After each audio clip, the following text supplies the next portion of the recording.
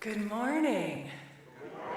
Good morning and welcome. I'm the Reverend Christine Dance. My pronouns are she and her, and I'm honored to serve as the minister of this congregation. Welcome to our service.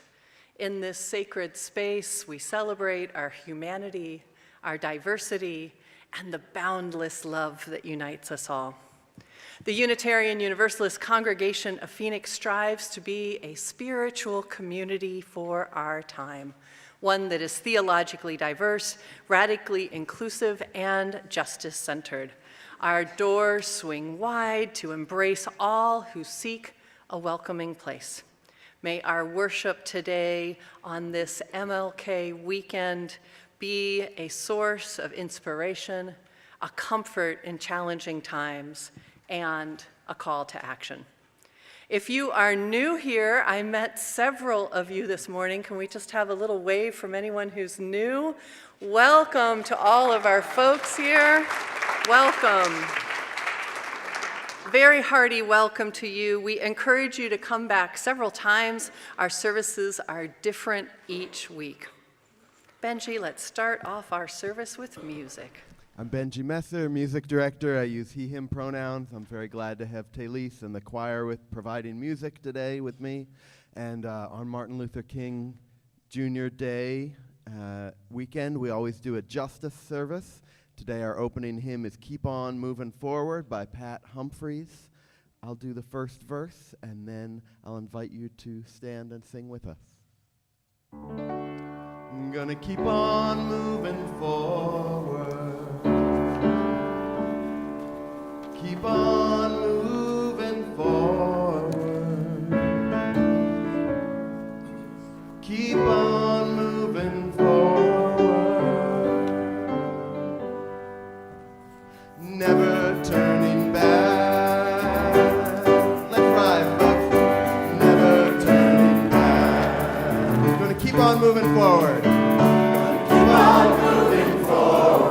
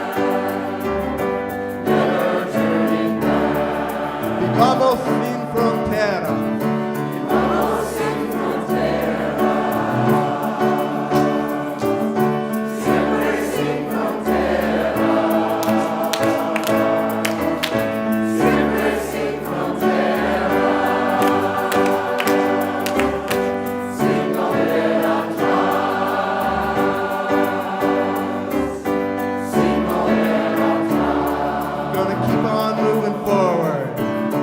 Keep on moving forward. Keep on moving forward. Keep on moving forward.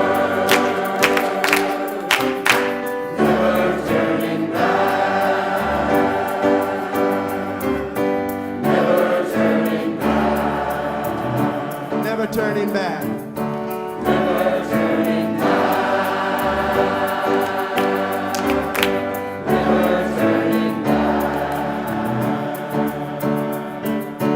Never turning back. Never turning back. Never turning back. Never turning back.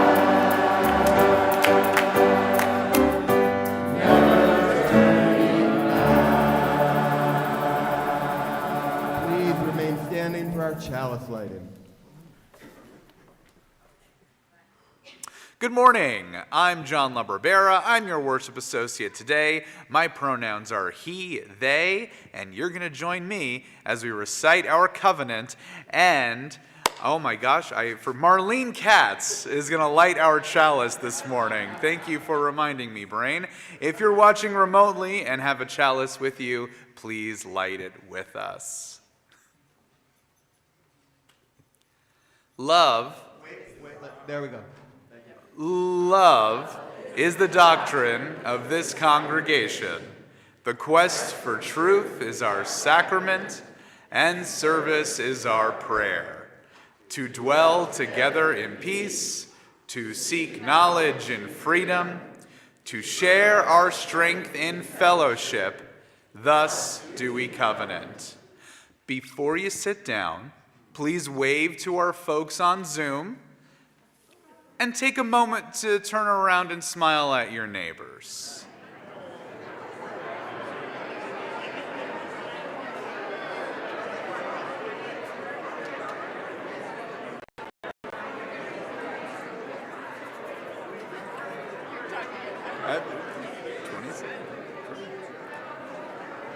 All right, you may be seated. Thanks so much for doing that.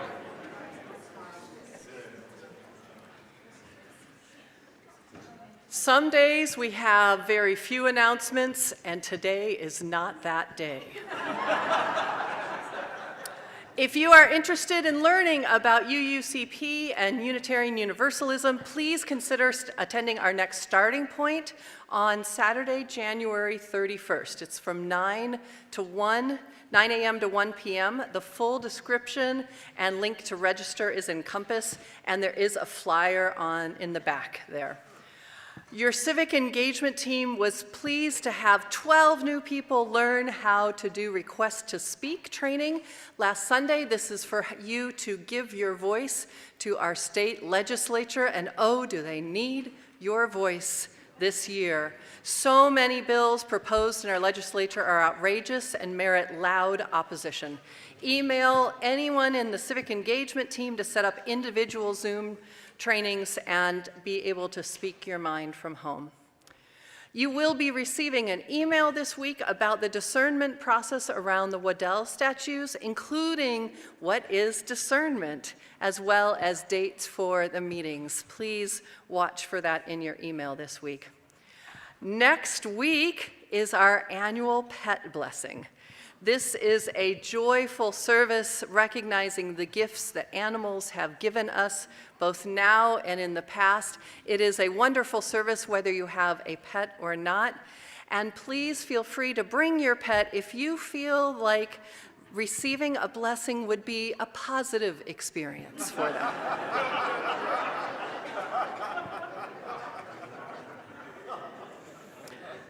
Next Sunday, there will be a memorial service for Ann Jackal. It will be Sunday afternoon, January 25th at 3 p.m. Ann was a member here at UUCP for 55 years and was just an incredible powerhouse here. We lit a memorial candle for her last week, and we hope that some of you will join us and support the family in remembering Ann. And then we have a joyful announcement from our board president, Jeff Anderla.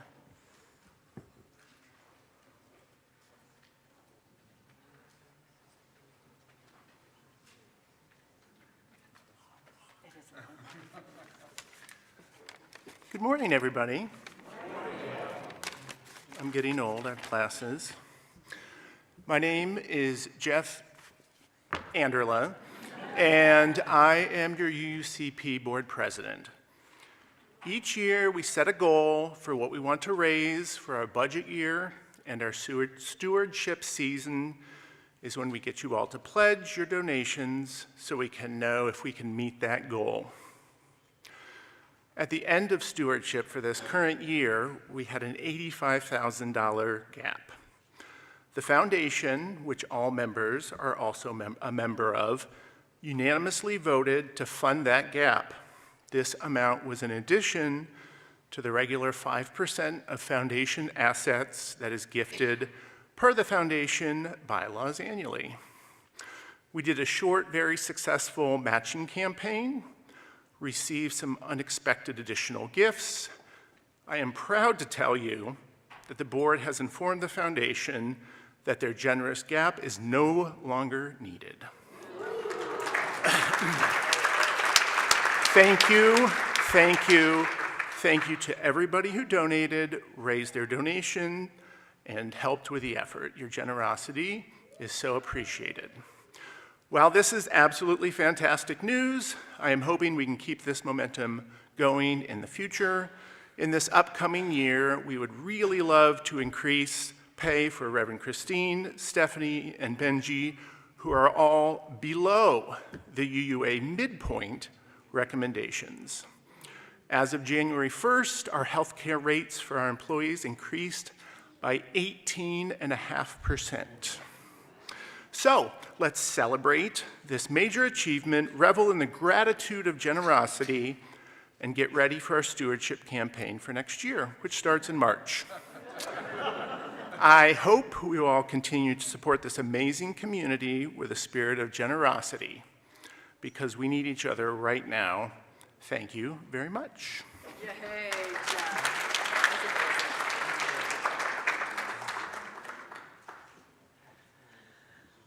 And now, let us draw deeper into the present moment, into our worship.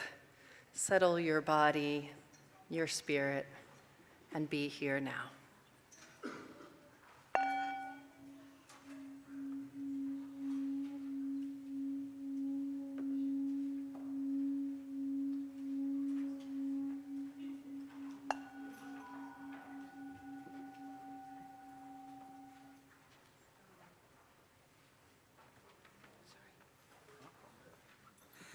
Our opening words this morning are from Melanie Davis, the UUA's OWL program manager.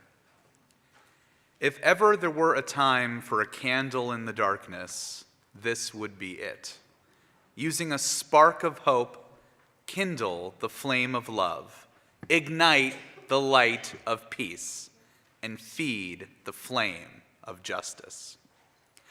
I now invite our children, youth, and any adults, anybody in between, who would like to come forward for Together Time.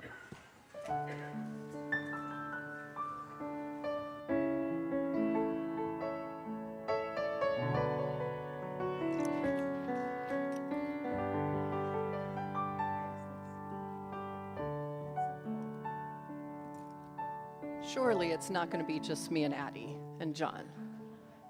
We have some others coming. You all may notice that we got a little table for our area over there, and we pivoted the table so that all of the kids can see what's happening in worship, not half of them having their backs to that. We thought we'd try that and see if that made it even better for everyone. Okay. So today, I want to talk to you about what it means to show up. So who of you know who we are commemorating this weekend? Does anyone know who we're celebrating this weekend or remembering? Yes. Yes, Martin Luther King. Thank you. And do you remember anything that he was famous for? Speeches. Yes. That's a perfect lead-in, Addie. Thank you, because we're quoting today from one of his speeches. We're going to be talking about one that he did. And we're going to be talking about another person. And he's a minister. He was a minister just like me. He wore stoles just like this. And his name was the Reverend James Reeb. And he heard that people far away were being treated unfairly. And Dr. King said, "Will you come to a town named Selma and show up? Will you show up and help us and help people say that this treatment isn't fair?" And he said, "We need people to come." And Reverend Reeb, we'll hear about him a little bit more. He had a family. He had kids about your all's age. He had a congregation. And he had important work to do at home. But he went anyway. So I want to know, is there a time when you and any of you asked someone to show up and they did? When it showed up when they mattered? Like you really needed someone and they showed up when you needed them? Has that happened to any of you? No, it's not happened to you? No, has it happened to you? Yeah, was there a time, do you want to share, can you remember a time when you asked someone to show up and they did? Do you want to do it in the microphone or you want me to repeat it back? It's up to you. Okay. So, I asked my friend to show up at school, but I didn't really ask her. I wanted her to show up, and she did. And she did. And how did that feel in your heart that she did? Did it feel good? It felt happy. Yes, when you want them to be there and they do, it feels happy, it feels included. Do you want to share something? Do you want to tell about a time? When Mama wants to tell the story. Does Mama want to tell the story? I think that Mama just got voluntold. I think she was saying Mama showed. Did Mama show up when you need Mama? Yeah, a lot of times. What's that? Was given in the old house. Okay. And she showed up. That's amazing. Yes, thank you for that. Thank you for sharing. Those are really important. And when people we are hoping will show up actually do, it still feels really, really good. So I'm hoping maybe we can try something. And I want you, and I want all of us, I want you to put one hand on your heart. Can we do that? One hand on our heart. And that's kind of us feeling things. And then I want you to take your other hand, if it's available, and hold it out. And that represents reaching out to others. Let's just take a breath and see, a lot of us aren't really good at asking for help, are we?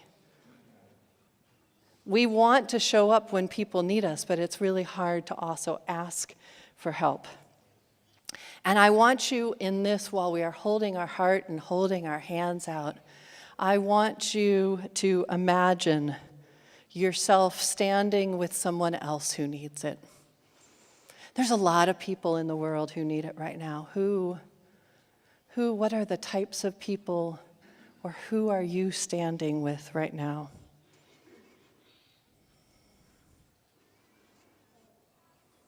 How does that feel in your heart? Does it feel good? Does it feel generous?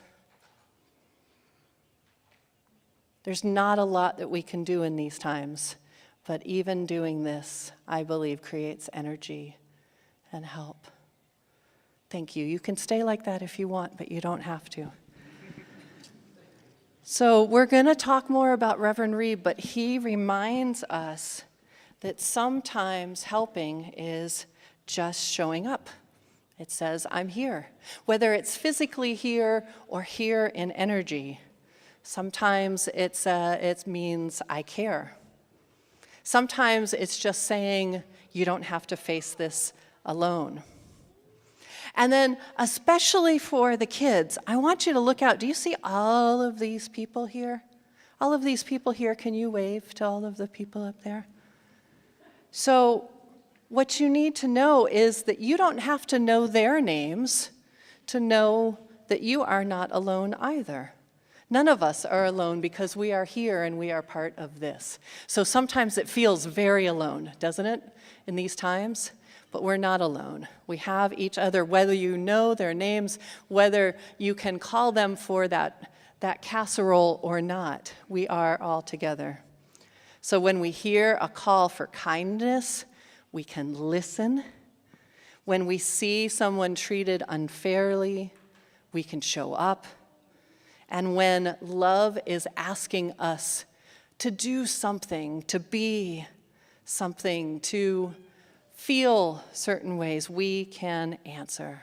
So thank you for sharing. Thank you for showing up. Thank you for caring with your beautiful, wonderful hearts. I appreciate you all. You can return back with your families. Thank you, Addie.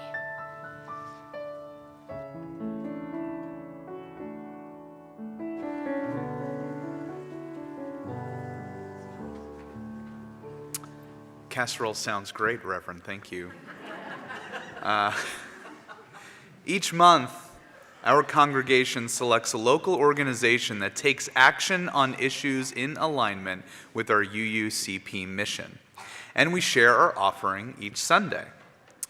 This gives you an opportunity to learn about that organization, reflect on your level of interest and appreciation for what they're doing, and act to support them, either by donating to the offering in service or online, or by finding out more about them, perhaps to volunteer or consider another way of contributing to their work. It is an opportunity to learn, reflect, and act. Service is our prayer and one way of being centered in social justice. For January, our Share the Plate partner is Lutheran Social Services of the Southwest. Lutheran Social Services of the Southwest covers a broad spectrum of needs, and we are targeting our offerings to refugee and immigration services, where over the past few years, we've partnered to provide teams of UUCP members and friends to welcome and assist newly arrived refugees as they settle here in Arizona. I would like to invite Zara Hamidi up to tell us about how LSS and our UUCP teams have helped them to figure out life in this country. Come on up.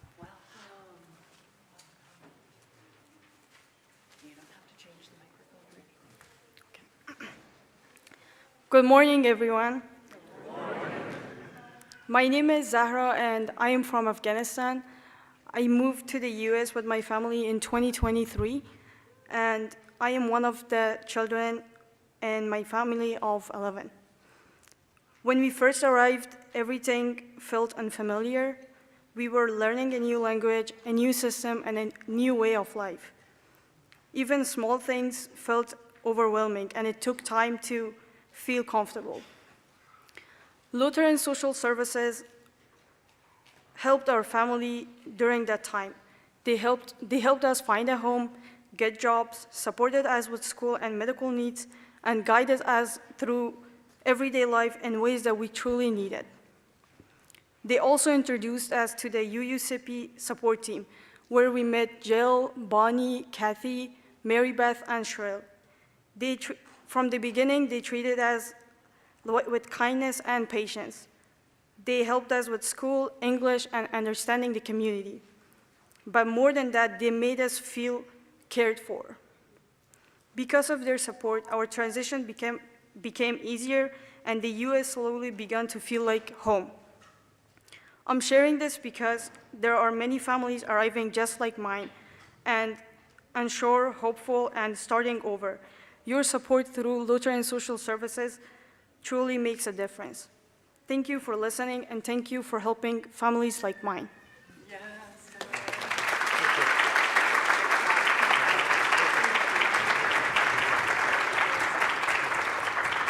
Thank you so much, and thank you for all that you give. We are so grateful. Ushers, thank you for your willing hands in helping us pass the plate.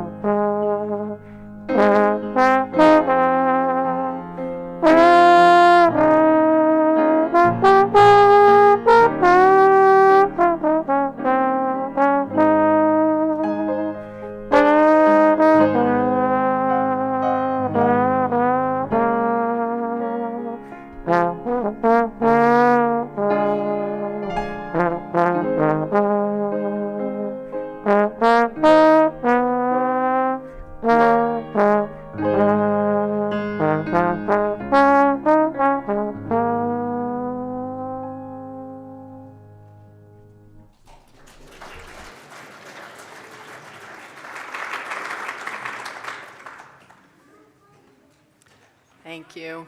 If I can brag a little bit, this past week, Benji made the news.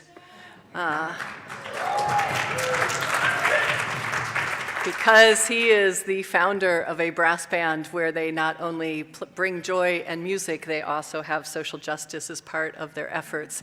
And after a call from our own Sandy Weir, the Bad Cactus Brass Band showed up at the Capitol for a press conference where they were trying to talk about how great ice was and that they should have more of it. And they were drowned out by a brass band.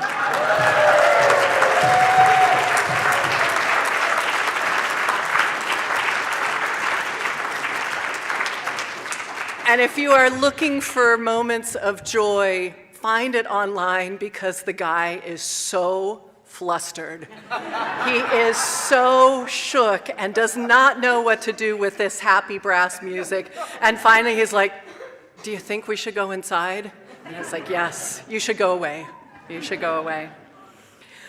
We recognize that our lives are interconnected. Part of our journey as a community is sharing our significant milestones and our joys and our sorrows. If you are on Zoom, you can put a note in the chat. If you are in person and want us to read your joy or sorrow next week, there's cards at the table right there in the back of the sanctuary. I do have one that Zara's father, Hafiz, had foot surgery on Wednesday, so we are sending you healing thoughts, lift you up, and sending you good healing energy. We have a number of them here in person from the Soul Cluster, and I'm assuming you all know who you are. Happy birthday with love to Mike Gaturna. Happy birthday, Mike. I have a number of them from Sam and Michelle. They say, "We welcome Shannon Kirkland Morgan for her snowbirding time with her folks." And Shannon returning back to Phoenix is one of my happy times of the year. Welcome back, Shannon.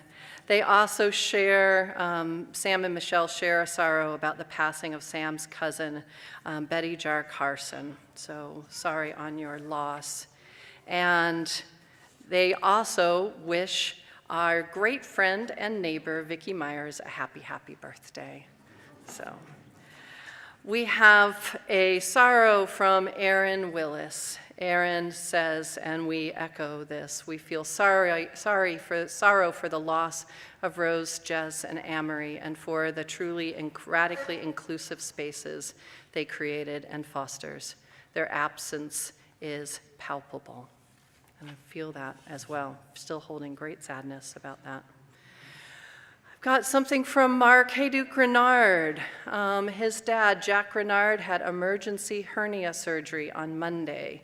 He is better and he's going to be going to rehab next week. Mark, we are sending you and your dad great love. And from Laurel Harden says, "My husband's sister passed away peacefully at home last Wednesday. She will be missed." So checking to see online what we've, from Jade Barger, 4 trans folks were detained in Phoenix this week by ICE.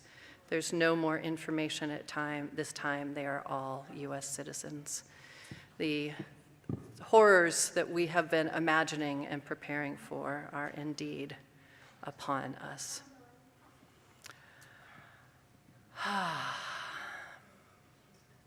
May our joys and our sorrows, those named, those in our world, those held in the silent sanctuaries of our hearts. Help us draw closer and care for each other. I invite you all to a time now of prayer and meditation. I invite you to take a moment to settle your body, take some breaths, ground yourself on the floor, do whatever you need to do.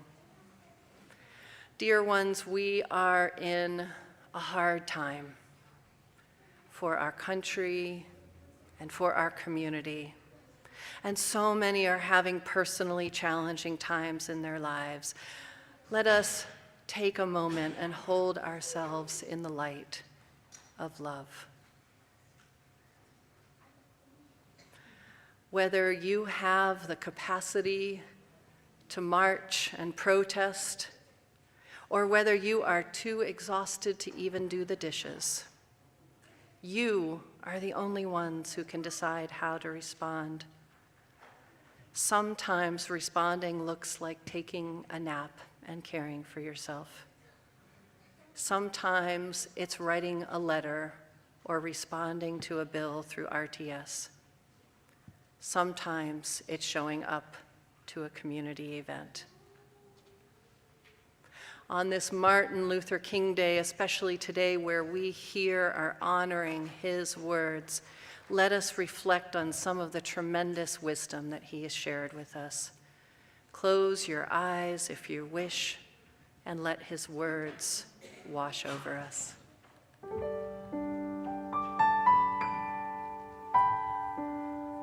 Our lives begin to end the day we become silent about things that matter.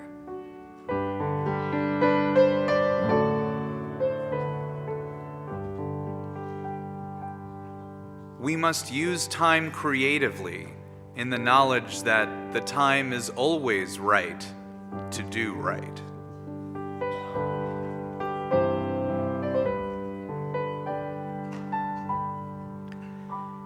It is not possible to be in favor of justice for some people and not be in favor of justice for all people.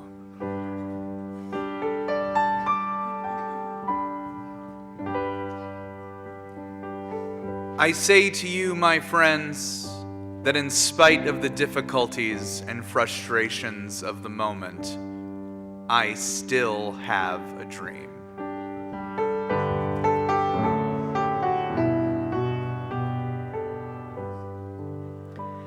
If you can't fly, then run. If you can't run, then walk. If you can't walk, then crawl. But by all means, keep moving.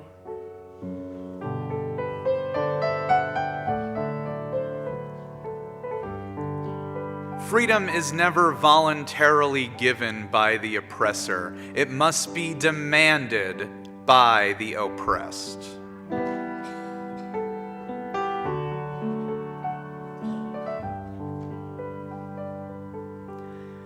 Injustice anywhere is a threat to justice everywhere. We are caught in an inescapable web of mutuality, tied in a single garment of destiny.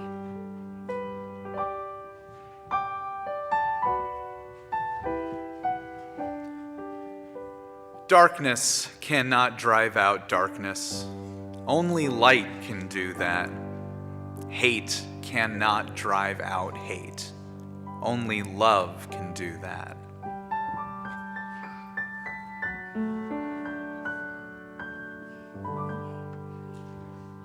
Amen, and blessed be.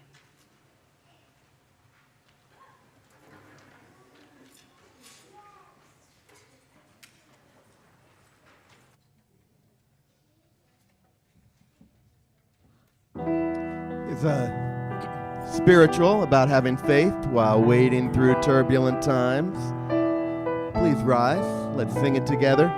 We'll sing the whole chorus. The verses are call and response. I'll lead off and I'll bring you in. Here we go. said, wait.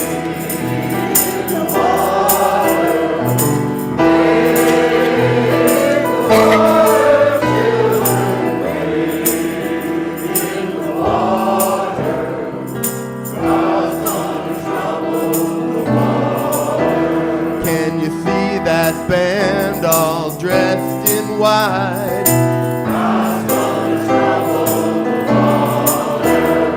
The leader looks like an Israelite. Hey, wait!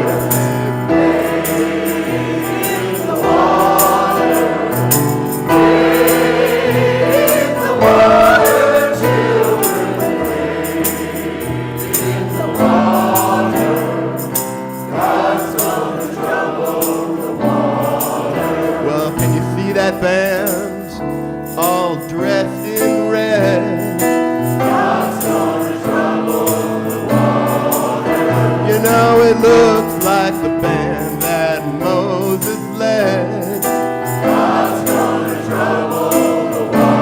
We better wait.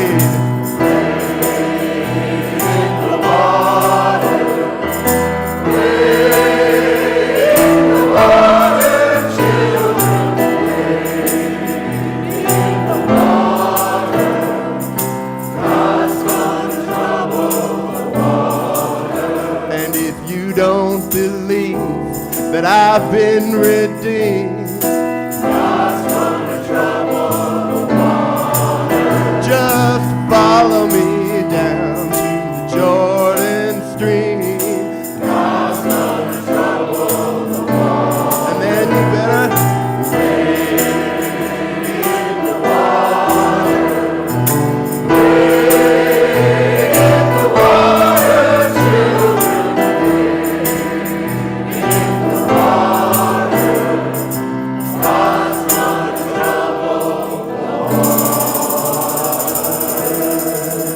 thank y'all. Please be seated.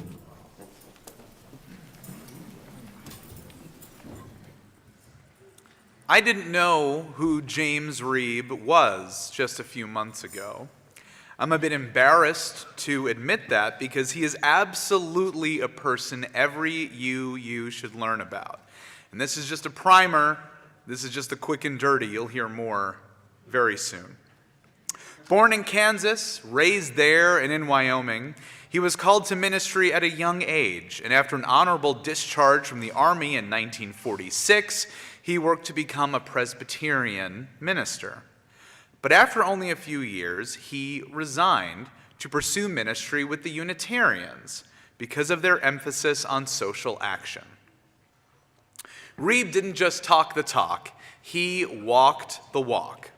In the late 50s, when he was youth director at a YMCA in Philadelphia, he abolished racial quotas and integrated the busing system to make sure all children could get to and from the YMCA. When he was working in Boston to help desegregate housing, Reeb and his family lived in Roxbury, a majority black neighborhood, because, quote, you can't make a difference for African Americans while living comfortably in a white community. James Reeb traveled to Alabama in March 1965 as a member of the Southern Christian Leadership Conference. He was there to join the Selma to Montgomery marches for voting rights. On March 9th, just 2 days after the Bloody Sunday attack on the Edmund Pettus Bridge, Reeb was accosted and attacked by white segregationists with clubs. He died of his injuries 2 days later. This white man not only recognized his privilege, but used it time and time again to advocate for the most vulnerable and fight for civil rights. UUs don't have saints, but if we did, Reverend James Reeb would be in the inaugural class.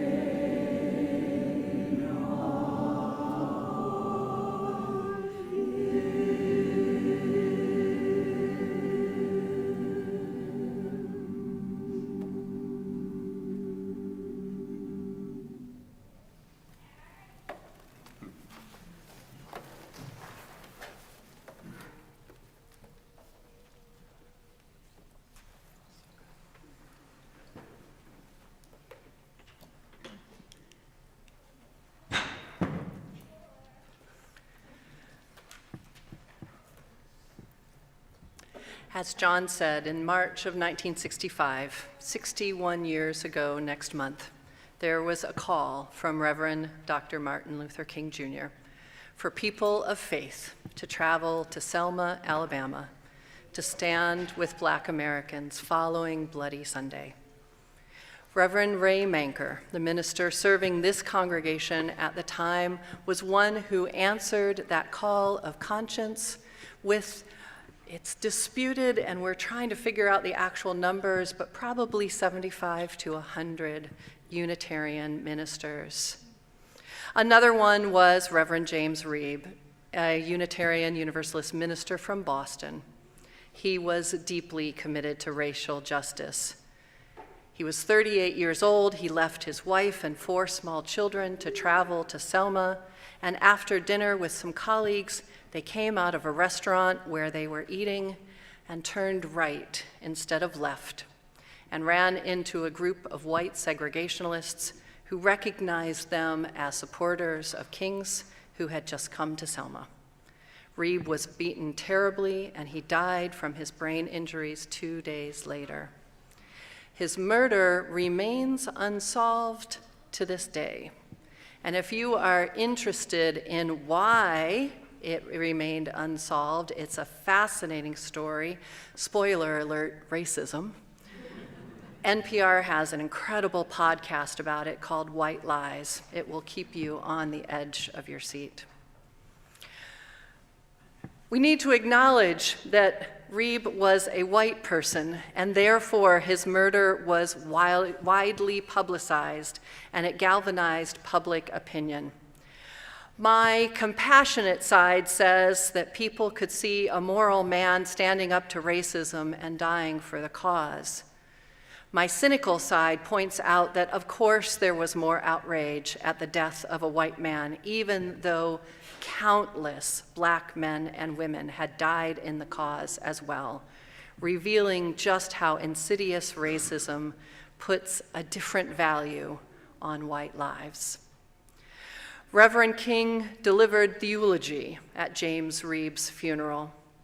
And while I had been planning on talking about James Reeb and MLK's eulogy since last year, at this time in history, his words in response to the death of a white Unitarian Universalist minister, it is impossible for me not to draw connections to where we are in this country right now with the events of just the last 2 weeks.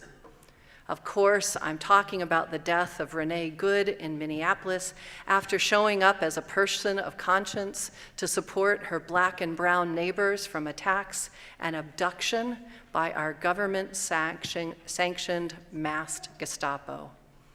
Indeed, racist segregationalists in fancier vehicles and gear paid for by our own government. Similar to the civil rights movement, the government forces were sent to Selma to attack its own citizens who were protesting inhumane treatment. And similar to that era, the response by regular citizens has been creative, unceasing, insistent, and will persevere. In his eulogy, King described the situation with these words: James Reeb entered the stage of history just 38 years ago, and in the brief years that he was privileged to act on this mortal stage, he played his part exceedingly well. James Reeb was martyred in the Judeo-Christian faith that all men are brothers. His death was a result of a sensitive religious spirit. His crime was that he dared to live his faith. He placed himself alongside the disinherited black brethren of this community. The world is aroused, he continues, over the murder of James Reeb, for he symbolizes the forces of goodwill in our nation. He demonstrated the conscience of the nation. He was an attorney for the defense of the innocent in the court of world opinion. End quote. And then he named the true enemy, the system of racism that existed and still exists in our country. His words again. Naturally, we are compelled to ask the question, who killed James Reeb? There is another haunting, poignant, desperate question we are forced to ask, which is, what killed James Reeb? When we move from the who to the what, the blame is wide and the responsibility grows. James Reeb was murdered by the indifference of every minister of the gospel who has remained silent behind the safe security of stained glass windows. He was murdered by the irrelevancy of a church that will stand amid social evil and serve as a taillight rather than a headlight, an echo rather than a voice. He was murdered by the irresponsibility of every politician who has moved down the path of demagoguery, who has fed his constituents the stale bread of hatred and the spoiled meat of racism. He was murdered by the brutality of every sheriff and law enforcement agent who practices lawlessness in the name of the law. He was murdered by the timidity of a federal government that can spend millions of dollars a day to keep troops in South Vietnam, yet cannot protect the lives of its own citizens seeking constitutional rights. Yes, he was even murdered by the cowardice of every Negro who tacitly accepts the evil system of segregation, who stands on the sidelines in the midst of a mighty struggle for justice. He continues. So in his death, James Reeb says something to each of us, black and white alike, says that we must substitute courage for caution, says to us that we must be concerned not merely about who murdered him, but about the system, the way of life, the philosophy which produced the murder. His death says to us that we must work passionately, unrelentingly, to make the American dream a reality, so he did not die in vain. End quote. I'm horrified by how true those words ring out exactly today, and exactly with what's happening in our country.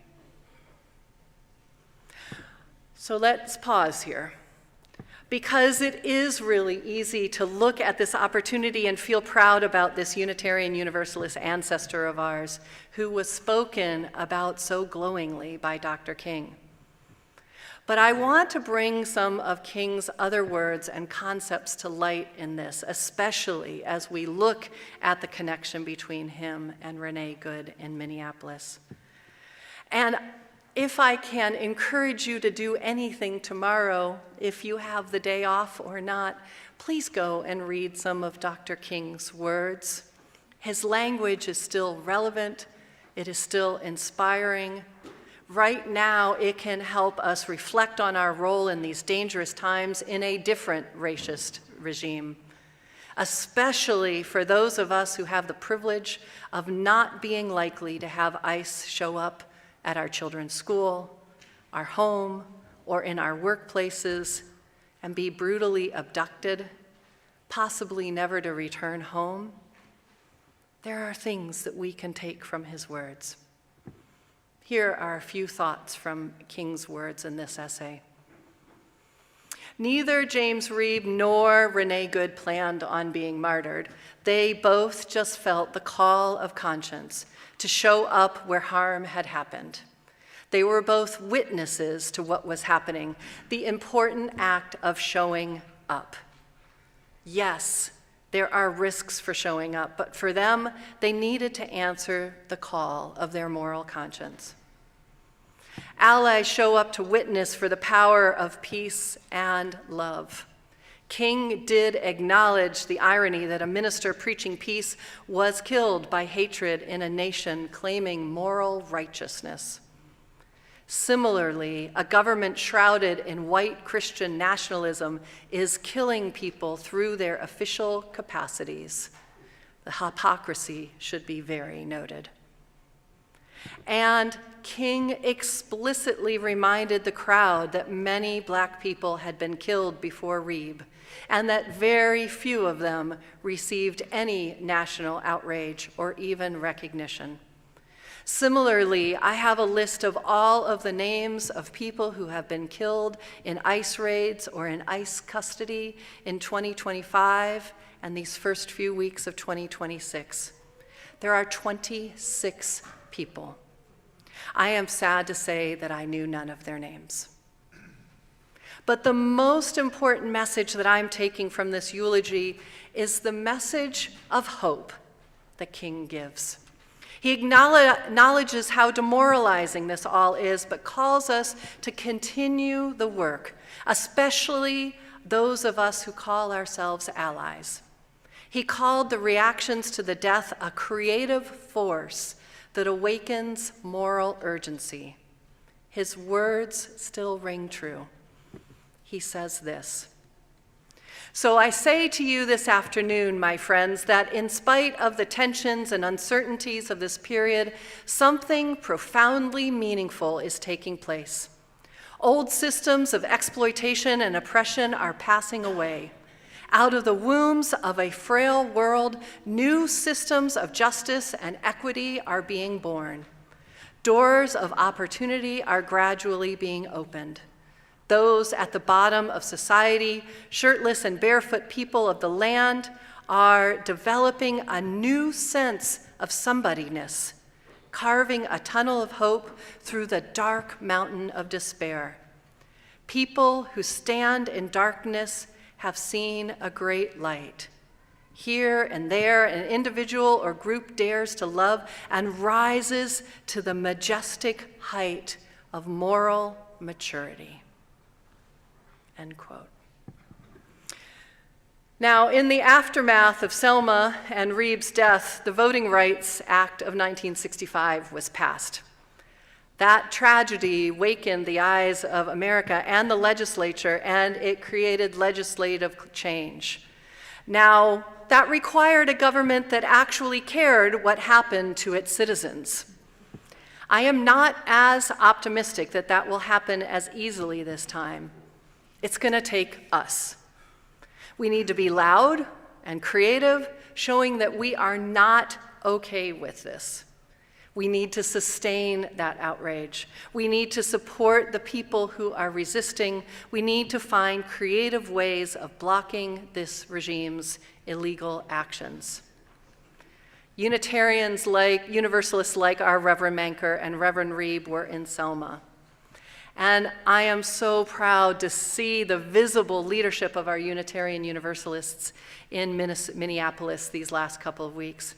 I've been getting incredible updates from one of our UUA denomination's vice presidents, Ashley Horan. I'm seeing friends and colleagues in their yellow stoles, just like this one, and heavy winter coats. I'm hearing incredible acts of organization and community. I'm seeing creativity, singing, dancing, snow sledding, and joy in the resistance. And I'm seeing how they are different because of the experience they gained after George Floyd's death. It made them readier for this moment. No city should have to go through this twice, but they are exercising the muscles that they developed 5 years ago. They are the best of us in action for their values. Just yesterday, with this sermon already written, I saw a call for faith leaders and clergy to come to Minneapolis this week, similar to the call that King put out for clergy to go to Selma. Like Reverend Manker from UUCP who went and James Reeb who went, I will be heading to Minneapolis on Wednesday.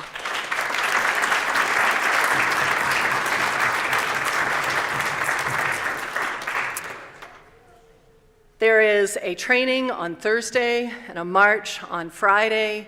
So far, there are about 100 Unitarian Universalist ministers, and there are hundreds of other clergy, potentially thousands, and faith leaders attending. Isaac was going to go, but he is witnessing in immigration court on Thursday, and he made the call that this local action is how we also show up, and that is incredibly important as well.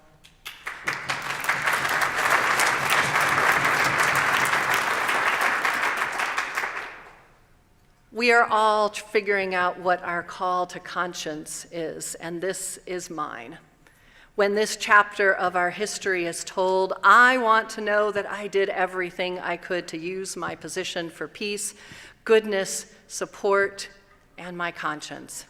I do this, I said yes, knowing that I have this congregation's full support, and I thank you for that. Like King, we are not doing this out of despair, but with the imperative of hope. I cannot just lay down and accept this treatment of humans in our country like this. I cannot just hang back and go, oh, that's just my weird government. No, my resistance is an act of hope, because I will continue to envision another way. If I didn't have hope, I wouldn't be showing up. I will continue to have my Unitarian Universalist values inform my actions and my response. And my hope is that I know a different way is possible. And while my current government does not see it, I do. And I will continue to model it, state it, march for it, and work for it. I hope you will find ways that that works for you as well. So enjoy your long weekend if you get it. And remember that while the Reverend Dr. Martin Luther King may not have envisioned a day off with his name attached, he did envision what the world would look like when the civil rights movement would be moved into the history books. He said, and I still believe, one day, the history of this great period of social change will be written in all of its completeness. On that bright day, our nation will recognize its real heroes. They will be thousands of dedicated men and women and people with a noble sense of purpose that enables them to face fury and hostile mobs with the agonizing loneliness that characterizes the life of the pioneers. They will be faceless, anonymous, relentless young people, black and white, who have temporarily left the towers of learning to storm the barricades of violence. They will be old, oppressed, battered Negro women, symbolized in a 72-year-old Negro woman in Montgomery, Alabama, who rose up with a sense of dignity and with the people who decided not to ride the segregated buses, who responded with ungrammatical profundity to one who inquired about her weariness. My feet is tired, but my soul is rested. They will be ministers, priests, rabbis, and nuns who are willing to march for freedom, to go to jail for conscience sake. One day the South will know from these dedicated children of God courageously protesting segregation, they were in reality standing up for the best in the American dream, standing up with the most sacred values in our heritage, thereby carrying our whole nation back to those great wells of democracy which were dug deep by the founding fathers in the formulation of the Constitution and the Declaration of Independence, end quote. Someday, my beloveds, this chapter will also be in the history books, and may we also be written as the people with a noble sense of purpose, who are marching for freedom and moving us to the promise of a nation that lives up to the potential we are capable of. I do hope it comes soon, but however it happens, I am proud of the role that we as Unitarian Universalists have played in it and will continue to play in it. May it be so.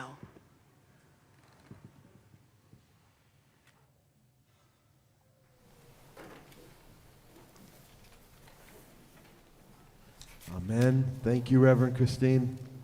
We close with a call and response song from the civil rights era. I'll do the call, you do the response, we'll do the last lines together. Feel free to stand.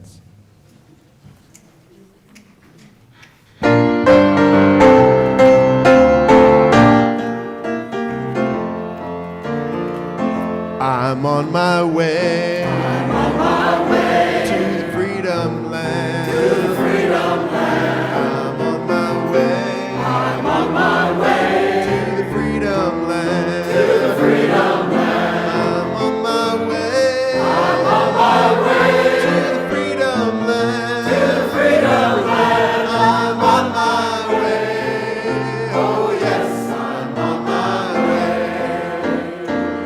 I asked my neighbor to go with me. I asked my neighbor to go with me. I asked my neighbor to go with me. I'm on my way. Oh yes, I'm on my way. You know what I did? I asked the president to go with me. I asked the president to go with me. I asked the president to go with me. I'm on my way. Oh yes, I'm on my way. And if they say no, I'll go anyhow. If they say no, I'll go anyhow. If they say no, I'll go anyhow. I'm on my way. Oh yes, I'm on my way. We're on our way.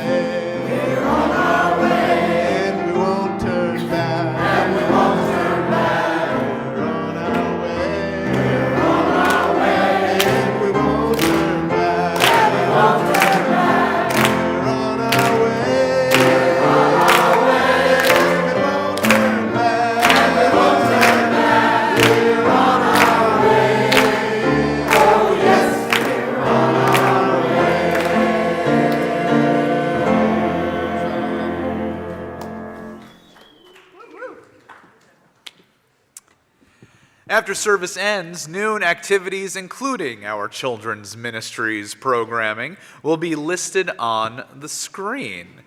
Please join us for coffee hour with food and refreshments in our community space just across the patio. Reverend Christine, please close out our service. This is the stole I will be taking with me to Minneapolis this week. I would welcome the chance for any of you to come up and put your energy in it so that I can feel like I am taking you with me.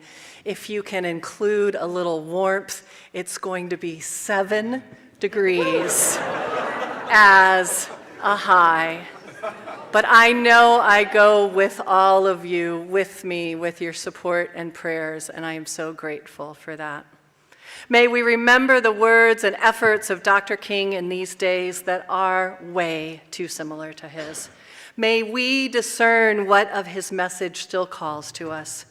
May we live lives of conscience, and may we answer the call of solidarity in whatever ways we can. Go in peace, go in love.